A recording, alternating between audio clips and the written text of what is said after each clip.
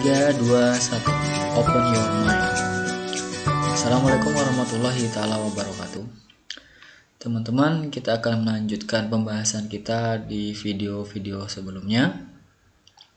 Pada video ini kita akan membahas mengenai pengembangan sebuah sistem informasi manajemen ya. Pengembangan sini dimaksud adalah dalam sisi pengembangan sistem informasinya, tapi untuk kebutuhan dari manajemen sendiri. Di sini nanti akan kita bahas mengenai ruang lingkup, tujuan, fungsi dan sebagainya ya, mengenai pengembangan sistem informasi manajemen. Nah, untuk detailnya teman-teman saksikan videonya sampai selesai. 3, 2, 1. Open your mind.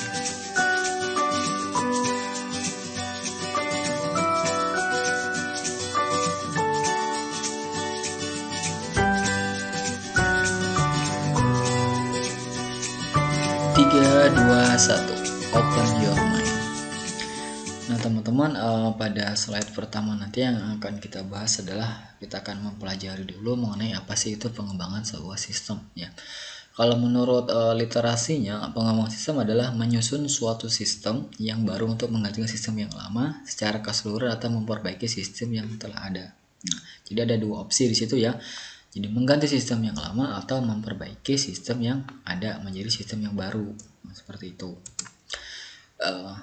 Kemudian kapan sih kok perlunya sistem informasi itu dikembangkan ya? Nah, yang pertama itu perlu dilakukan pengembangan sistem informasi karena ketidakberesan sistem yang lama, ada pertumbuhan organisasi, terus untuk meraih kesempatan-kesempatan tertentu, adanya instruksi dari pimpinan atau adanya peraturan dari pemerintah. Nah, ketidakberesan ini misalnya report yang dihasilkan sudah tidak sesuai lagi, seperti itu. Misalnya Anda di perusahaan Anda atau perusahaan orang lain ya, termasuk perusahaan yang besar misalnya seperti atau yang maju ya.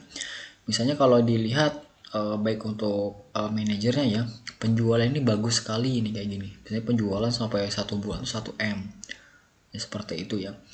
Hutang itu malah kalau di laporan bulanan itu tidak hanya berkurang tapi malah bertambah terus. Nah, itu berarti ada sesuatu yang salah dalam perhitungan hutang. Nah, maka kalau sudah ada yang salah seperti itu berarti harus dilakukan pengembangan sistem informasi baik secara full maupun secara sebagian saja. Nah, kemudian adalah pertumbuhan organisasi. Nah, organisasi itu baik yang bersifatnya profit maupun non-profit pasti akan mengalami pertumbuhan semakin besar itu tujuannya. Jadi semakin besar organisasi otomatis pasti membutuhkan sistem yang lebih kompleks. Karena sistem yang lebih kompleks otomatis sistem yang lama itu tidak akan mampu mengimbangi dari pertumbuhan organisasi tersebut. Jadi setiap ada pertumbuhan organisasi pasti harus dilakukan pengembangan sebuah sistem informasi lagi. Nah, kemudian untuk meraih kesempatan-kesempatan. Nah, kesempatan dalam ini artinya kesempatan merebut pasar ya. Pasar dalam artian adalah target pasar kita siapa kayak gitu. Nah, ini kalau digunakan untuk perusahaan-perusahaan yang bersifatnya retail atau yang kayak e-commerce seperti itu. Ini pengembangan sistem itu perlu sekali dilakukan secara cepat, seksama dan sesegera mungkin seperti itu ya, agar nanti kebutuhan perusahaannya akan cepat teratasi ya. Karena dengan adanya sistem yang bagus, otomatis data yang diperoleh akan semakin bagus pula. Karena data yang diperoleh bagus pula, maka dapat menjawab tantangan-tantangan ataupun kesempatan-kesempatan yang ada agar perusahaannya itu bisa selangkah lebih maju dibandingkan perusahaan lain.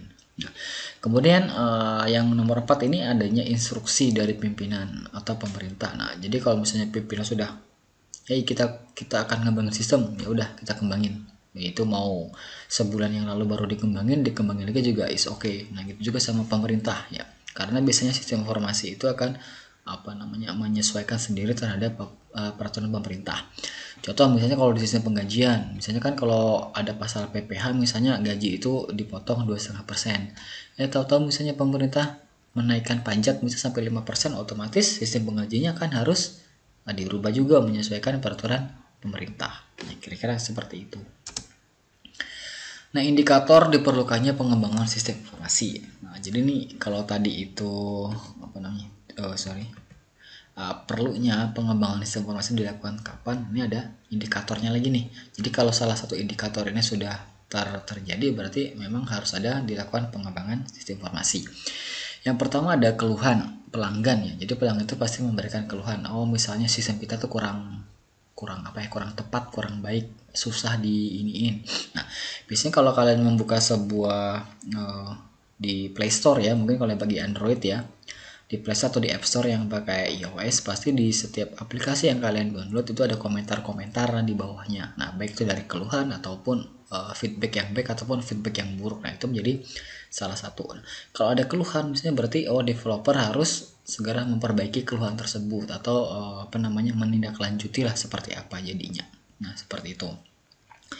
Kemudian pengiriman barang yang sering tertunda. Nah, ini untuk sistem logistik ya.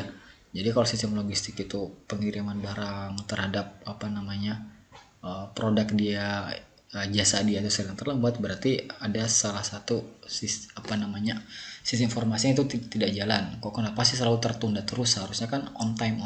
Nah, ternyata sistem penjadwalannya atau sistem merekapnya ternyata tidak jalan. Nah, berarti itu harus ada perbaikan atau rencana pengembangan. Yang berikutnya, yang ketiga adalah pembayaran gaji yang terlambat. Nah, biasanya kalau tersestimate, misalnya kalau pegawai ya tanggal 1 tuh gajian, berarti masuk tanggal 1. Tapi kalau ternyata sampai 1 minggu itu nggak ada masuk gaji kan, atau 3 hari tidak masuk, nah, itu sudah jadi tanda tanya. Kenapa seperti itu? Nah, kalau sistem sudah tidak bisa memastikan tanggal 1 gaji pegawai itu tidak bisa masuk, nah, berarti harus ada dilakukan adanya pengembangan sistem informasi di sistem penggajian. Kemudian laporan yang tidak tepat waktu. Nah, biasanya kan kita perlu report ya per bulan misalnya gitu ya. Ini kalau untuk yang industri atau perusahaan-perusahaan yang sifatnya retail ya. Biasanya per bulan kita tuh menghasilkan sebuah report atau data penjualan kita itu berapa. Nah, tapi ternyata ketika kita ketika kita misalnya menentukan sudah tanggalnya, kita misalnya tanggal bulan Januari nih, kita mau print. Harusnya kan tanggal 1 sampai tanggal 31 Desember. Tapi yang muncul ternyata baru tanggal 1 sampai tanggal 25. Ke hari berikutnya atau tanggal berikutnya tidak tercatat ternyata. Tidak muncul laporannya. Nah, berarti itu sudah ada sesuatu yang salah dalam sisi laporan. Kenapa yang salah? Berarti ada salah satu di programnya atau di sistemnya itu yang tidak sesuai lagi. Nah, kira-kira seperti itu. Kemudian isi laporan yang sering salah. Nah, itu tadi ya contohnya ya. Nah, itu baru 1 kali. Tapi kalau ini sering berulang-ulang, nah berarti sudah trouble sekali. Dan itu perlu sekali dilaksanakan pengembangan. Waktu kerja yang berlebihan. Nah, seperti ini juga nih. Harusnya kalau dengan sistem yang baik, target kerja kita tuh cepat atau sesuai. Tapi karena sistemnya yang tidak tepat, berarti kita harus melakukan pekerjaan yang nambah. Nah, jatuh-jatuhnya di lembur, jatuh-jatuhnya di ya kayak gitu, nanti lembur kerjanya tambahan. Nah, jadi tidak efisien lagi. Sedangkan salah satu konsep pengembangan sistem adalah melakukan efisiensi ya, seperti itu. Ketidakberesan kas. Wah, ini bahaya sekali kalau ini kembali ke retail contohnya ya. Jadi kalau di perusahaan retail pencatatan kasnya itu trouble sekali, baik dari sisi income harian. Misalnya nih hari ini misalnya terjual misalnya 100 produk dengan nilainya misalnya kalau dihitung kasaran aja itu sudah 10 juta. Tapi ternyata cuma 5 juta atau 7 juta. Nah, 3 jutanya kemana? Padahal semua pencatatan dilakukan dengan menggunakan sebuah sistem. Tapi sistem yang muncul, nilai yang muncul adalah berkurang dari perhitungan manual. Nah, berarti itu sudah ada kesalahan di situ. Berikutnya adalah mengenai produktivitas tenaga kerja yang rendah. Nah, jika umumnya dengan sistem yang dibuat, seharusnya misalnya seorang pekerja itu mampu melakukan pencatatan transaksi sebanyak misalnya 100 transaksi per 10 menit ya, seperti itu. Tapi ternyata dia hanya bisa melakukan misalnya hanya 50%-nya saja. Ya, setelah ditelusuri ternyata terjadi misalnya ada miss link atau miss data dan sebagainya. Nah, itu yang akan menghambat produktivitas dari pekerja tersebut. Nah, jika sudah seperti itu berarti sistemnya perlu dikembangkan ya lagi. Atau misalnya kalau kayak tadi contohnya ya, misalnya dalam satu 10 menit bisa melakukan 100 transaksi. Ternyata karena sistem itu sudah berat, jadi dia sering loading. Jadi ketika satu transaksi loadingnya lama, nah akan mengurangi produktivitas kerja dia. Maka dari situ juga sudah harus siap untuk dilakukan pengembangan sistem informasinya. Nah, mengembangkan sistem informasi ini tujuan utamanya yaitu untuk menghasilkan perangkat lunak yang berkualitas tinggi yang mampu menjawab semua kebutuhan informasi yang diperlukan. Oleh siapa? Tentunya oleh sebuah perusahaan atau organisasi tersebut. Jadi ya kita memang kalau mengembangkan sistem ya harus yang kualitinya bagus ya, dan semua yang kita butuhkan ada di situ. Informasi apapun ada di situ. Nah, itu yang tujuan utamanya. Nah, sedangkan tujuan-tujuan lain yang pertama adalah peningkatan kinerja ya, kayak tadi ya. Kalau misalnya tanpa menggunakan sistem, seorang misalnya kasir itu hanya bisa melakukan transaksi sebanyak misalnya 10 transaksi per 5 menit, tapi kalau dengan sistem bisa melakukan misalnya 50% lebih banyak lagi atau 100% lebih banyak. Nah, itu akan meningkatkan kinerja dia. Kemudian ada kualitas informasi yang dihasilkan. Nah, kalau tidak menggunakan sistem otomatis biasanya kan hanya menggunakan paper, kemudian kalau datanya banyak, kemudian ada yang monoton saja seperti itu saja. Tapi kalau dengan sistem informasi bisa dihasilkan kualitas informasi yang lebih bagus lagi. Misalnya dari dalam bentuk grafik sudah bisa dicek, kita bisa ngelihat detail penjualan secara langsung. Nah, kayak gitu. Kemudian tentunya keuntungan. Nah, keuntungan ini tentunya berbanding lurus ya dengan cost yang nanti diperlukan dalam pengembangan. Kalau untuk pengembangan pertama tentunya akan membutuhkan cost dulu, tapi ketika nanti diimplementasikan otomatis keuntungannya akan menjadi lebih lah, sanggup menutupi, bahkan cenderung lebih untung dibandingkan dengan saat pengembangan. Kemudian ada kontrol. Nah, ini mudah ketika sebuah sistem itu ada ya, kita akan mudah lebih mengontrolnya. Mampu mengontrol penjualan, mampu mengontrol misalnya stok-stok barang, mampu mengontrol misalnya kualitas atau kinerja pegawai kita. Nah, itu kalau sudah tersistem itu akan sangat mudah sekali. Kemudian prinsip dalam mengembangkan sebuah sistem informasi ya. Yang pertama adalah sistem yang dikembangkan pasti untuk manajemen, yaitu tidak boleh untuk personal. Kemudian sistem dikembangkan adalah investasi modal yang besar. Betul sekali, itu modalnya besar. Karena itu ketika kita melakukan yang modal yang besar, otomatis kita akan pengen sekali menghasilkan sistem informasi yang berkualitas tinggi tadi ya, seperti tujuan utamanya. Nah, seperti itu. Kemudian sistem yang dikembangkan memerlukan orang yang terdidik. Ini juga pasti tidak punya skill dulu misalnya di bidang, kalau sistem pasti ada skill di bidang teknologi informasi. Paling tidak dia mampu mengoperasikan komputer, mampu membaca dengan baik dan sebagainya. Nah, pasti kayak gitu.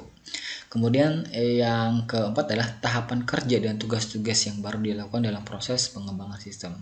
Nah, di sini adalah ada tahapan atau tugas-tugas baru yang dilakukan dalam proses pengembangan. Berarti artinya kalau sebelumnya tidak ada tugas-tugas atau tugas-tugas yang baru, nah di sistem yang baru pasti harus ada ya, karena namanya juga pengembangan. Kalau tidak pengembangan otomatis tidak perlu ada. Kemudian yang kelima adalah proses pengembangan sistem tidak harus urut ya. Di sini artinya apapun kebutuhan yang sesegera mungkin dilaksanakan itu yang diprioritaskan. Jadi tidak harus nunggu yang ini dulu, tapi mana yang penting itu yang dilakukan pengembangan. Nah, begitu ya. Kemudian harus ada untuk pedoman dalam pengembangan sistem. Nah, pengembangan sistem itu juga tidak asal-asalan. Misalnya prioritas ya benar prioritas, tapi tetap harus ada aturannya, ada pedomannya. Contoh kayak tadi ya, misalnya sistem penggajian. Kalau memang awalnya pungutan pajak itu misalnya 2,5% dari gaji, kalau misalnya pemerintah nanti menerbitkan aturan yang berbeda, otomatis itu yang jadi pedoman kita dalam mengembangkan sistem. Jadi tidak boleh semena-mena juga, berarti harus ada pedomannya. Nah, kalau untuk siklusnya sendiri itu terdiri dari 3 poin utama ya. Pertama ada analisis, desain, dan pelaksanaan. Analisis dan desain sudah dijelaskan di video-video berikutnya, silakan Anda lihat lagi. Pelaksanaan adalah melaksanakan dari hasil analisis dan desain. Nah, nanti proses pelaksanaan akan dijelaskan dengan menggunakan metode-metode dalam pengembangan perangkat lunak. Nah, kemudian adalah tahapan atau proses pengembangan sistem informasi ya. Jadi dalam proses pengembangan itu juga ada beberapa tahapan. Ini umumnya ada 6. Umumnya ada 6. Yang pertama ada investigasi ya. Jadi kita melakukan pengumpulan data awal dulu, kemudian ada analisis, ada desain, kemudian baru kita lakukan konstruksi atau membuat sebuah sistemnya, kemudian kita implementasikan dan kemudian dipelihara. Nah, dipelihara ini dijaga benar-benar, dimonitoring. Nah, terus kalau ada nanti perlu update atau pengembangan ulang, nanti di dalam sisi pemeliharaan akan dicatat perlunya apa-apa saja untuk pengembangan berikutnya. Nah, kemudian ada namanya teknik pengembangan sistem atau metode pengembangan sistem. Ada SDLC, ada prototype, ada agile, ada phase. Nah, teman-teman, untuk teknik pengembangan sistem sendiri bisa teman-teman saksikan di video selanjutnya. Nah, semoga materinya dapat bermanfaat. Tuliskan di kolom komentar jika Anda memiliki pertanyaan. Biasakan untuk bertanya jika memang tidak memahami, agar dapat menambah wawasan kalian. Oke, sampai ketemu lagi. 3, 2, 1, close your mind. Assalamualaikum warahmatullahi wabarakatuh.